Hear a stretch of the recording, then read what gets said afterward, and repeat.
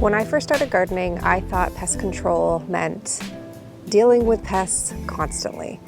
It meant hand-picking bugs from your plants every week. It meant dusting, spraying.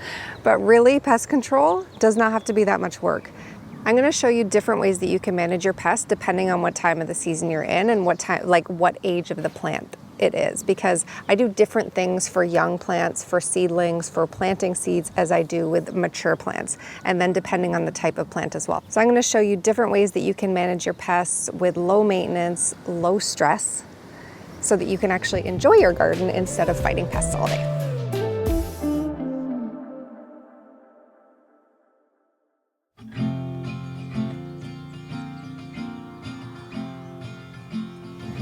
All right, first things first, I want to start at the beginning of the season. So you may be watching this video in July and think, I just want to deal with my pests I have right now. But I'd rather start at the beginning to make this more comprehensive, because pest management for me starts at the very beginning of the season when I first plant. So I'm going to start there in this section, and then I'm going to move on a little bit more to how I prevent insects, critters, birds from munching on my delicious strawberries that I'm looking at right over there.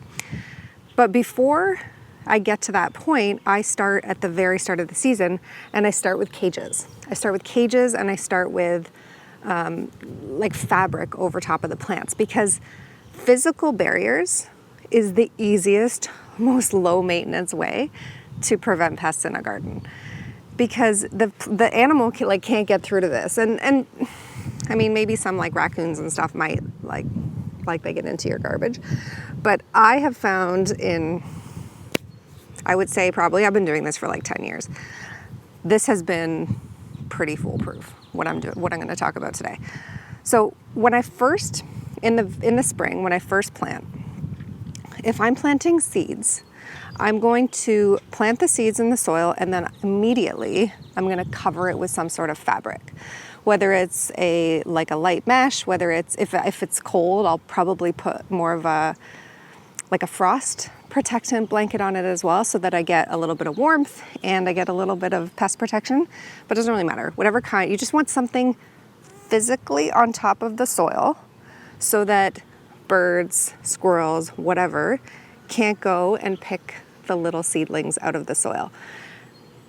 It was funny, one year I planted sunflower seeds, and of course, I don't know what I was thinking. I planted the sunflower seeds, and then the birds, of course, they're just like digging up in the soil and trying to get the sunflower seeds out of the soil. Of course, I mean, we put bird feeders out with sunflower seeds, so birds like sunflower seeds. So I needed to physically protect those sunflower seeds from those birds. And the way that I did that was, depending on where I put it in the yard, I either used a fabric over the soil, like when I had a row of sunflower seeds, that was easier. And then I also used these little cages here where I just put them right over top of a few seeds that I had planted. And both worked really, really well. Here I have tomato seeds and tomato plants that I planted earlier in the season, and both are beautifully protected from the critters. Because you want to protect not only the seeds, because the birds love to eat the seeds, but you also want to protect the little tiny seedlings that grow out of the soil, because they're, especially early on in the season, it's sometimes the only fresh green growth that animals have. And they're so tender. Think about like a microgreen, right? You get those little boxes of microgreens, and they're just tender, tender little versions of the full plant. And we love them as humans, animals love them too. So I used to think it was just more of a spring problem that the critters wanted to eat my seedlings, but one year in June I had planted beans later. I started experimenting with kind of planting different times of the year to extend my harvest all season. And something ate those too. I think it was a rabbit or a deer. I have both of those problems around here. And then I was like, okay, great, I gotta start again. And I planted them again, and then of course I covered them like I'm talking about in this video today, and no problems. I was able to get all of my beans in my second planting. So rather than take that risk, cover them and prevent the problem from happening in the beginning.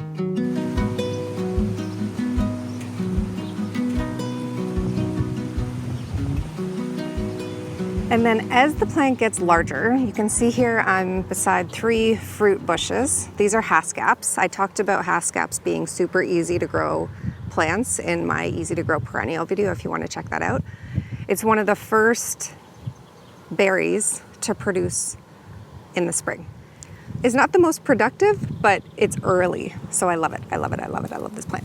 Anyway, so this is the first plant that I will net. So similarly to the cages, right? And I didn't mention, I think, these are just upside down garbage bins. They're not the most attractive. I'd like something a little bit nicer in my garden, but they work. Anyway, this though is just a larger version of that, right? This is something that, it's not the tender young growth that the critters want now. It's the delicious juicy berries. So strawberries, raspberries, haskaps, gooseberries, any berry. The birds, any animal, any human, anyone would love these delicious berries right here. So if I don't net this, I could get 0.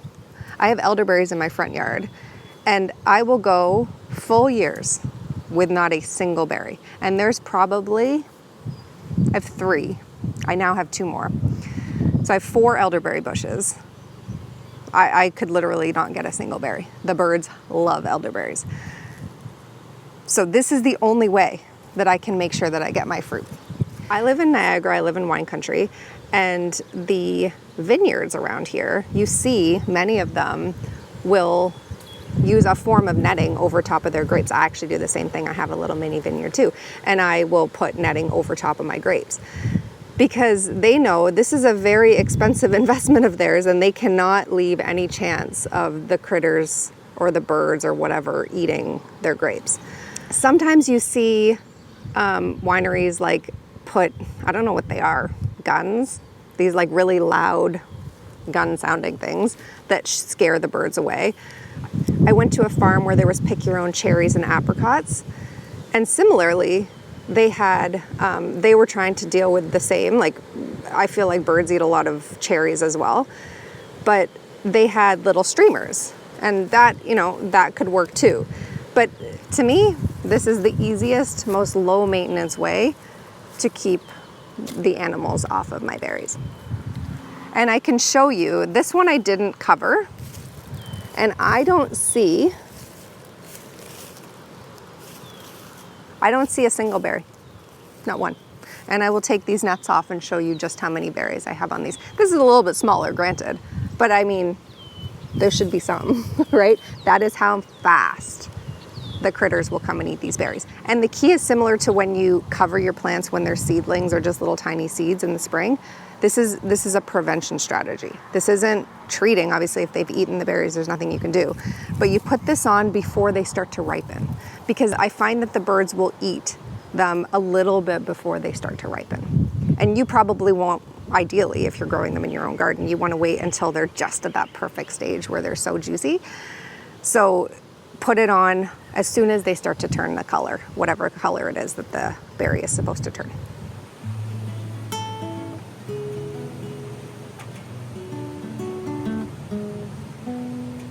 Now, you can't net everything forever for all plants. This is an example I have here. I have a zucchini plant. So I could net this plant right now to keep the bugs off of it to start, but eventually I need to pollinate these flowers. So in my spirit of a low maintenance garden, I could hand pollinate the flowers. I don't want to do that. So I do take the net off eventually. And that is when the plant could become more susceptible to the little bugs that will eventually destroy this plant. So some plants I can net the entire season, like my brassicas, but other ones I eventually have to take off the netting. So if the plant needs insects to pollinate it, you have to take the net off eventually. Quick pause here. Pest management is just one piece of this.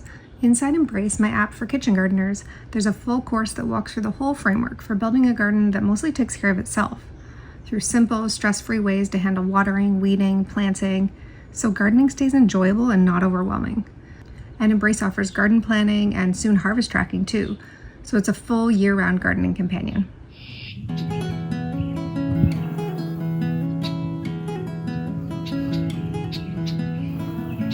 Now, no video about low maintenance pest control would be complete if we didn't talk about companion planting.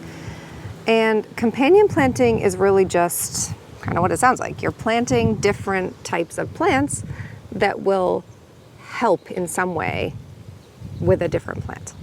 So it could be growing flowers to attract beneficial insects. It could be, sometimes they call them deterrent plants. So you plant one plant to sort of attract everything to that one plant and then save your healthy plant. It's kind of sad, but that is one way to companion plant.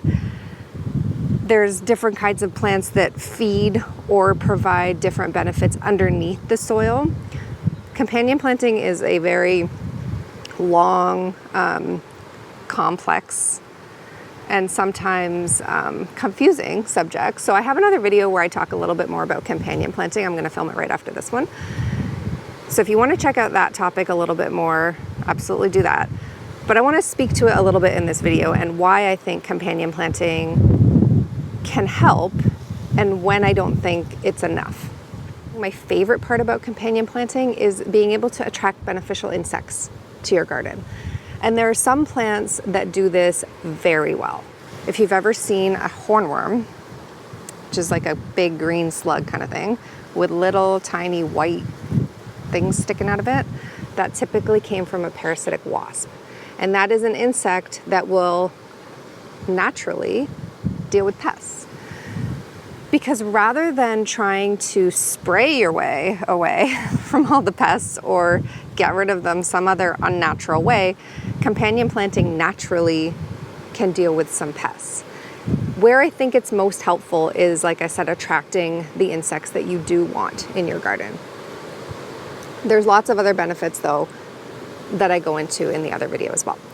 And how you can companion plant and introduce companion planting to your garden in a simple way, because some of these grafts, like, they're so complicated.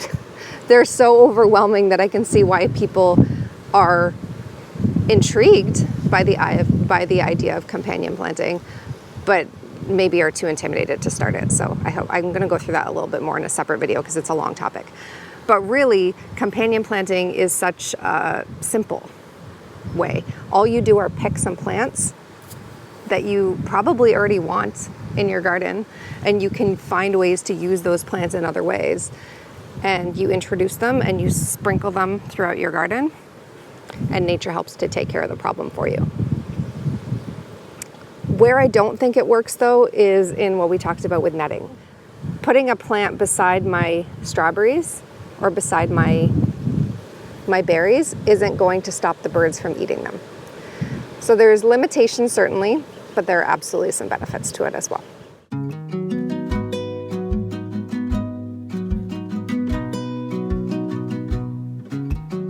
Pest control doesn't have to be a full-time job, and if it is, it probably means that you're trying to work against your garden instead of working with it. Pick one of the strategies that I talked about in this video and apply it to your garden this season or next season, depending on when you're watching.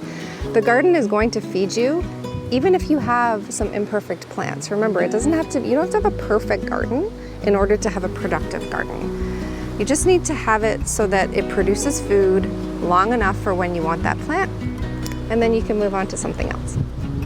And if you want help planning a low maintenance garden from the very beginning, I have a whole other video on how I plan my garden. You can also check out Embrace, which is a gardening app, which is very thorough in how you can actually plan your garden very, very easily, super fast. Or certainly check out the companion planting video next if you want to learn more about how certain types of plants can help with certain types of challenges and how companion planting can actually be an easy, fun topic instead of something that is super complicated and overwhelming. So the goal isn't zero pests. It's just a garden that is less work and that gives you more harvest and beauty. That's it for this one. See you in the next one.